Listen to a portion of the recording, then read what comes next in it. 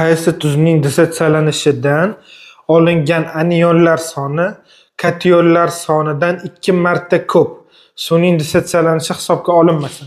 Berilishini yozib olamiz. Variantlarda tuzlar keltirilgan va har birini dissotsiyalab ko'ramiz. Kalsiy xlorid dissotsiyalansa, kalsiy ioni va xlorid ioni chiqadi.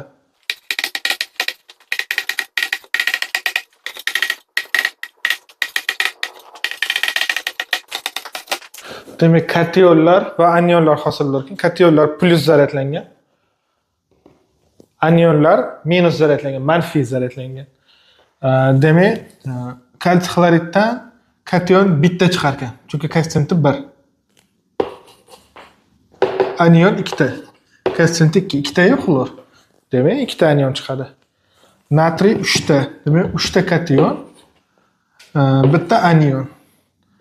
2 ta alyuminiy, 2 ta kation, 3 ta anion, 3 ta sulfat. Kaliy ham bitta, nitrat ham bitta. Bitta.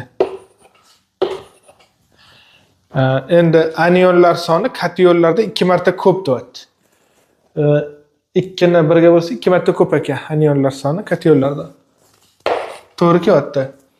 Anionlar soni bitta, kationlar 3 ta. 2 marta ko'p emas, nabarot 3 marta kam. Anionlar soni 3 ta, kationlar soni 2 ta. 3 ni 2 ga bo'lsak 1,5. 1,5 marta ko'p ekan. 1 ga 1 teng ekan. Demak, to'g'ri javob A variant.